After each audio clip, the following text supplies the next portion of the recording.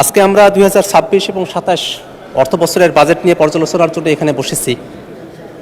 ঠিক সেই সময়টাতে আমাদের অর্থনীতির বর্তমানে কি হালত সেটা আমাদের একটু দেখে আসা প্রয়োজন। আমরা যদি বিগত দিনে আওয়ামী লীগের সময়কালটা আমরা খেয়াল করে দেখি, একটা শ্বেতপত্র প্রকাশিত হয়েছে। সেই শ্বেতপত্র বলছে যে বাংলাদেশ থেকে আওয়ামী লীগের সময়কালে 240 বিলিয়ন ডলার, যেটা টাকার অঙ্কে প্রায় 30 লক্ষ টাকা বাংলাদেশ থেকে সেটাকে পাচার করা হয়েছে। এত বিশাল 30 লাখ কোটি টাকা এটা বাংলাদেশ থেকে পাচার করা হয়েছে। এত বিশাল একটা অঙ্ক বাংলাদেশ থেকে পাচার হয়ে গেছে। দেশের অর্থনীতিটা এখন একটা ঝুপড়ির মতো আছে, যে ঝুপড়িতে আসলে টাকা পয়সা নাই, একটা খালি একটা জায়গার মধ্যে আমরা আছি। এটা আরও সত্য হয় সেই সময়টাতে যখন আমরা দেখি যে বাংলাদেশের আসলে ঋণের পরিমাণটা কত। এ সরকার যখন দায়িত্ব গ্রহণ করে সে তখন ঋণের পরিমাণটা ছিল 23 লাখ কোটি টাকার মতো, কিন্তু এই কয়েক মাসেই এই ঋণের পরিমাণ কিন্তু আরও 1 লাখ কোটি টাকার উপরে বেড়ে এখন 24 লাখ কোটি টাকা এটা রূপান্তরিত হয়েছে। অর্থাৎ সরকার ক্ষমতা গ্রহণ করার পরেই মাঝখানের এই 4 মাস সময়কালে আরও 1 লক্ষ কোটি টাকা ঋণের জালে দেশকে কিন্তু বেঁধে ফেলা হয়েছে মাননীয় স্পিকার। আমরা যদি খেলাপি ঋণের দিকে তাকাই, আমাদের লাখ লাখ টাকা এটা খেলাপি ঋণের মধ্যে আছে। এমনকি এই অবস্থা হয়ে আছে যে আমাদের এই সংসদের 2 জন সংসদ সদস্য তারা এখনো পর্যন্ত শপথ গ্রহণ করতে পারেন নাই, কারণ তারা এখনো পর্যন্ত কোর্টে এই খেলাপি ঋণের ইস্যুর মধ্যে তারা আটকে আছেন। এখনো পর্যন্ত সরকারি দলের তরফ থেকে কিন্তু সে ব্যাপারে কোনো ব্যাখ্যা বিশ্লেষণ এখনো পর্যন্ত আনা হয় নাই। অর্থাৎ এই খেলাপি ঋণের যে বিষয়টা সেটা আমাদের অর্থনীতিকে একেবারে পঙ্গু অবস্থায় নিয়ে গেছে। আমরা আমাদের মূল্যস্ফীতি মুদ্রাস্ফীতির যদি দিকে তাকাই, এটা 2 অঙ্কের ঘরে আছে, 10% কাছাকাছি। আমরা আমাদের জিডিপির দিকে যদি তাকাই, আমাদের জিডিপি এটা 4% একটুখানি বেশি অবস্থায় আছে প্রবৃদ্ধির হার। এমন একটা অবস্থায় আমরা এসে আমাদের এই বাজেটটা ঘোষণা করছি, যে সময়টাতে আমরা বলছি যে এই বাজেটটা ঘোষণা হওয়ার পরে জিনিসপত্রের দাম বাড়ে নাই, যেটা সরকারি দলের দাবি।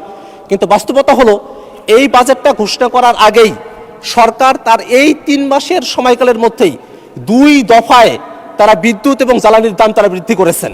এবং যখন বিদ্যুৎ এবং জ্বালানির দাম বৃদ্ধি করা হয়, পাশাপাশি এই জিনিসটা পরিবহন সেক্টরে যেমন প্রভাব ফেলে, তেমনি করে উৎপাদনের ব্যয় বৃদ্ধি করে সমস্ত জিনিসপত্র দিতে দামগুলো বৃদ্ধি হয়ে যায় মাননীয় স্পিকার।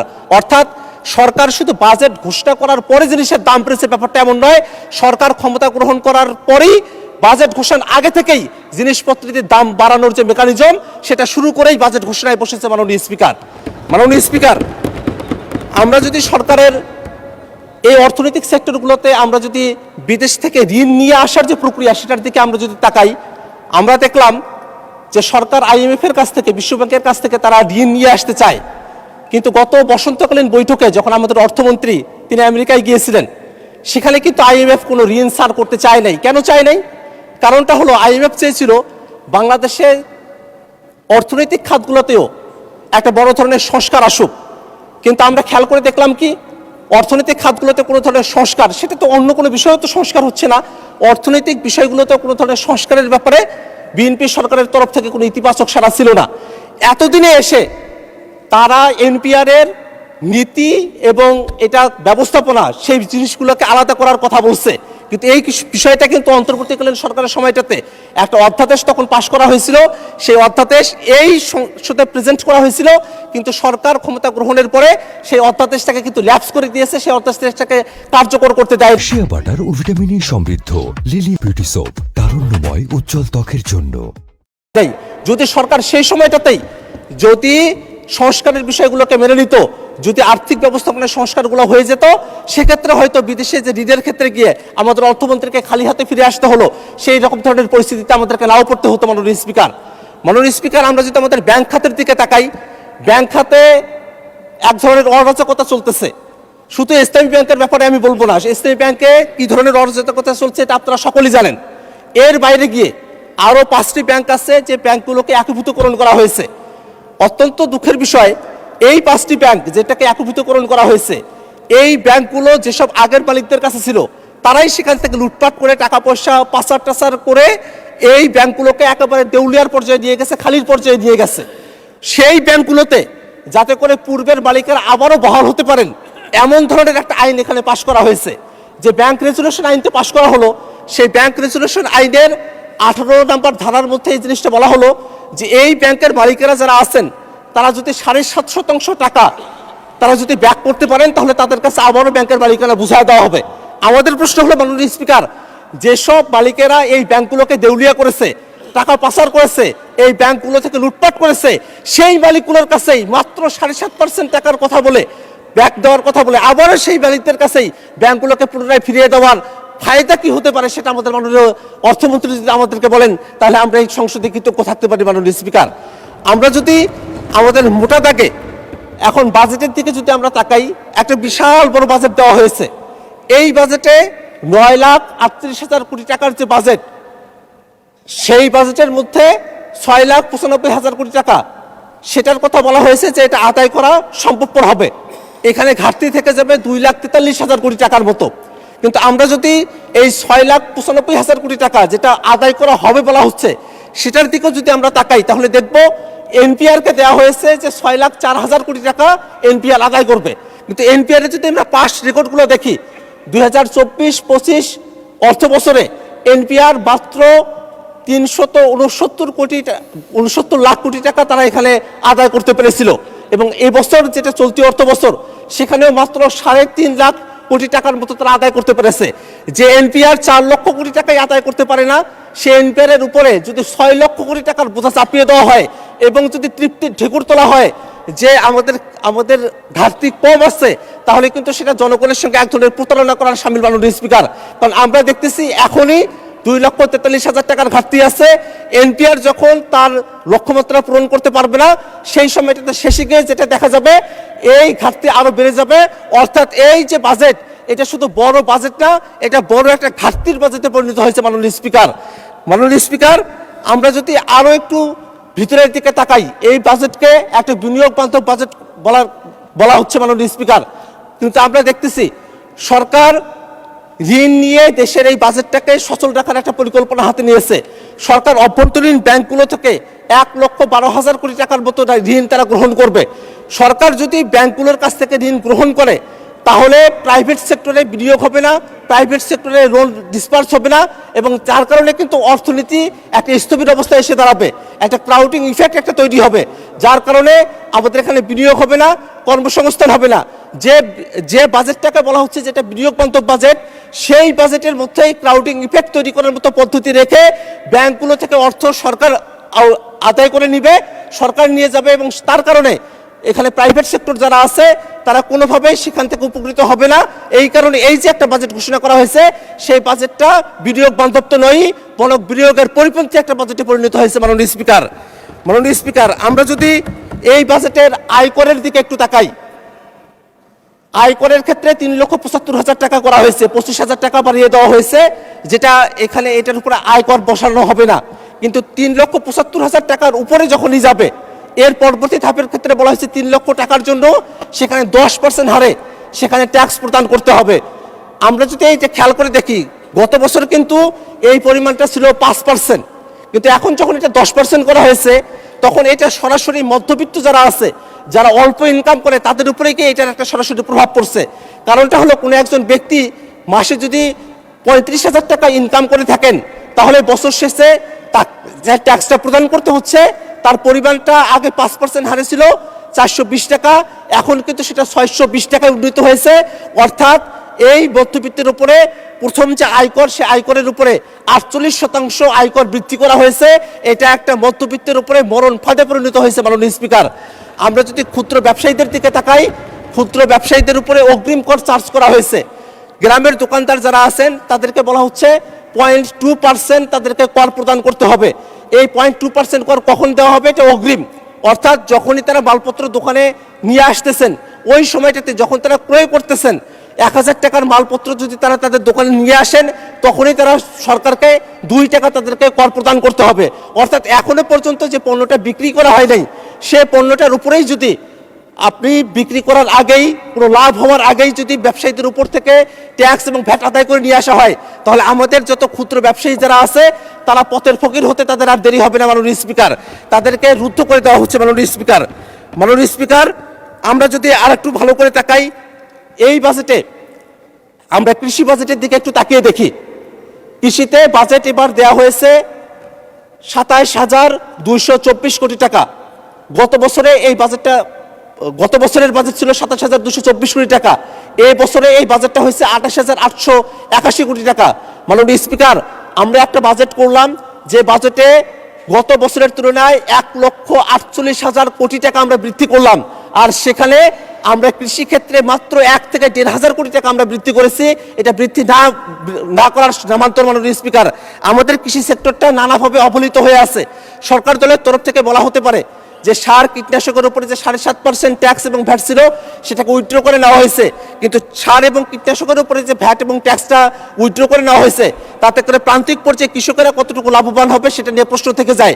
কারণটা হলো এটা যারা ব্যবসায়ীরা যারা আছেন তারা এটা সুবিধাটা পেয়ে থাকেন। এই সার এবং কীটনাশকের উপরে সরকার ভ্যাট এবং ট্যাক্স কমানোর কারণে এটা যে আসলে সার এবং কীটনাশকের দাম কমবে তা তদারকি কেমন করে হবে তা কিন্তু এখনো পর্যন্ত ঠিক করা হয়নি। মাননীয় স্পিকার, কৃষক কার্ডের কথা বলা হচ্ছে, কিন্তু আমাদের যেসব কৃষকেরা প্রতি বছর ক্ষতিগ্রস্ত হচ্ছেন, আমাদের একটা কৃষি ভিত্তিক একটা দেশ হওয়ার কথা ছিল। আমাদের ৭৫ সালের দিকে যেখানে আমাদের জিডিপিতে কৃষি ছিল ৬২, এখন সেটা ১০ থেকে ১১% নেমে এসেছে। আমরা কৃষিকে একেবারে ওভারলুক করে যাচ্ছি। এই বাজেটের মধ্যেও আমরা কৃষিকে একেবারে ধর্তব্যের মধ্যে নিয়ে আসি নাই। আমরা মনে করি কৃষিতে বাজেট বৃদ্ধি করার দরকার আছে, এবং এটা ১,৫০০ কোটি টাকা না, এটা এমন পরিমাণে বরাদ্দ করতে হবে যাতে করে আমরা কৃষকদেরকে ভর্তুকির আওতায় নিয়ে আসতে পারি এবং কৃষকদেরকে আমরা সত্যিকার অর্থেই তাদের পাশে দাঁড়াতে পারি। মাননীয় স্পিকার, আমাদের শিক্ষা বাজেটের মধ্যে যে ৩টে সেক্টরের কথা বলা হয়েছে সেই ৩টে সেক্টরে এক ধরনের বাজেট আছে। সেখানে প্রাথমিক এবং গণশিক্ষা, সেখানে উচ্চ মাধ্যমিক এবং উচ্চশিক্ষা এবং কারিগরি এবং মাদ্রাসা শিক্ষার জন্য যে বাজেটটা করা হয়েছে সেটার পরিমাণ দাঁড়ায় ১,২২,০০০ কোটি টাকার মতো, কিন্তু মন্ত্রণালয়ের হিসেব বলছে শিক্ষা মন্ত্রণালয়ের বাজেট দেওয়া হয়েছে ১,৩৬,০০০ কোটি টাকা। এই যে অতিরিক্ত ১৪,০০০ কোটি টাকা, সেই ১৪,০০০ কোটি টাকা কোথায় খরচ করা হবে সেটার কিন্তু কোনো ব্যবস্থাপনা এই জায়গার মধ্যে করা হয়নি। মাননীয় স্পিকার, সেই একই বিষয়টা ঘটছে এডিপির ক্ষেত্রে। মাননীয় স্পিকার, প্রায় ৩ লক্ষ কোটি টাকার যে এডিপি নির্ধারণ করা হয়েছে সেই এডিপিতে ১,৭০,০০০ কোটি টাকায় থোক বরাদ্দ দেওয়া হয়েছে, অথচ গত বছর এবং তার আগের বছরে এই থোক বরাদ্দ ছিল ১০,০০০ কোটি টাকা এবং ১১,০০০ কোটি টাকা। ১০,০০০ কোটি টাকা ১১,০০০ কোটি টাকার থোক বরাদ্দ এ বছরে এসে ১,৭০,০০০ কোটি টাকার থোক বরাদ্দ হয়েছে।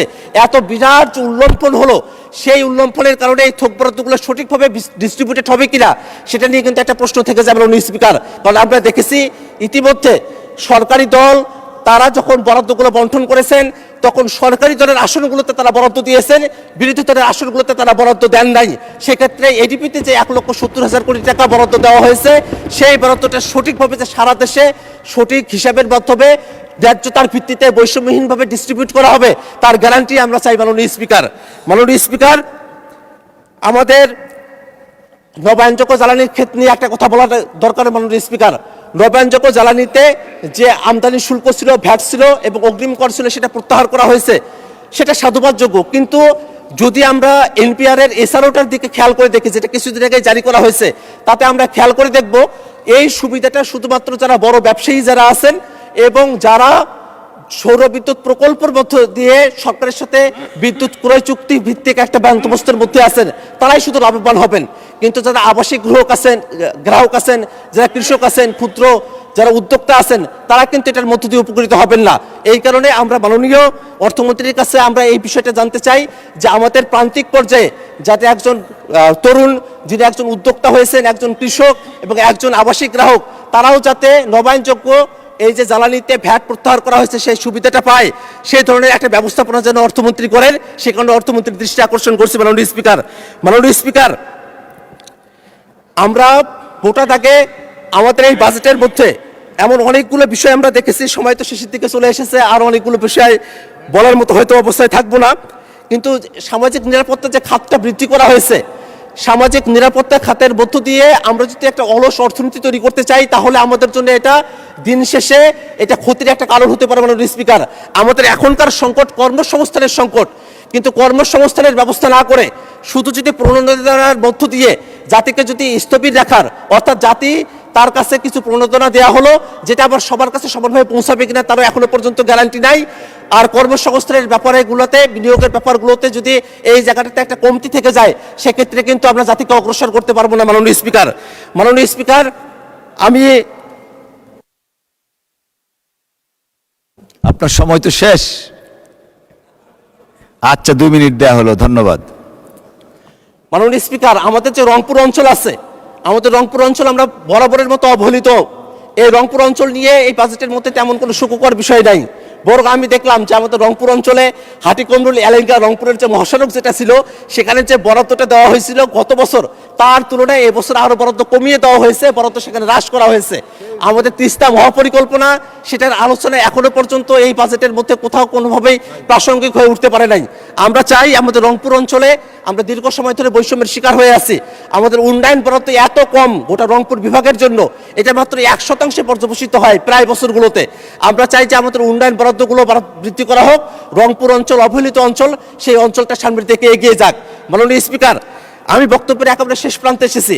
আমাদের মাননীয় অর্থমন্ত্রী তার যখন বক্তব্য দিয়েছিলেন, সেই বক্তব্যে 234 পৃষ্ঠার বক্তব্যের মধ্যে একেবারে দ্বিতীয় পৃষ্ঠার মধ্যেই তিনি বলেছিলেন যে এই অর্থনৈতিক যে বিপর্যয় চলছে, সোশ্যাল ফ্যাব্রিকের যে ক্ষতিটা হয়েছে, এখান থেকে যদি আমরা পুষিয়ে উঠতে চাই, তাহলে অবশ্যই আমাদেরকে রাজনৈতিক সংস্কার করতে হবে। কিন্তু মাননীয় স্পিকার, সেই রাজনৈতিক সংস্কার কি আমরা সরকারি দলের মধ্যে দেখতে পাই? মাননীয় স্পিকার, জনগণ গণভোটের রায় দিল, জনগণ এখানে সংবিধান সংস্কার পরিষদ গঠনের জন্য রায় দিল, এখনো পর্যন্ত সরকারি দল সংবিধান সংস্কার পরিষদের কথা তারা বলছে না। জনগণ স্বাধীন বিচার বিভাগের জন্য রায় দিয়েছে, এখনো পর্যন্ত সরকার দল সেটার ব্যাপারে কিছু বলছে না। আমরা যদি সুশাসন নিশ্চিত করতে না পারি, গণতন্ত্র নিশ্চিত করতে না পারি, সংস্কার যদি বাস্তবায়ন করতে না পারি, IMF এর কাছ থেকে আমাদের অর্থমন্ত্রীকে যেমন করে ফিরে আসতে হয়েছিল, সংস্কার বাস্তবায়ন করতে না পারলে বিরোধী দল, সরকারি দলকেও জনগণের কাছ থেকে ফিরে আসতে হবে। মাননীয় স্পিকার, অতএব আমরা সরকারের কাছে দাবি জানাবো, বাজেট বাস্তবায়ন করার সময় অবশ্যই জনগণের যে রায়, গণভোটের রায় বাস্তবায়ন করে সংবিধান সংস্কার পরিষদ গঠন করে তার মধ্য দিয়েই সঠিক পর্যালোচনার ভিত্তিতে আমরা সামনের দিকে এগিয়ে যাব। এই আহ্বান রেখে আমার বক্তব্য আমি শেষ করছি। আসসালামু আলাইকুম। শিয়া বাটার ও ভিটামিন ই সমৃদ্ধ লিলি বিউটি সোপ, তারুণ্যময় উজ্জ্বল ত্বকের জন্য।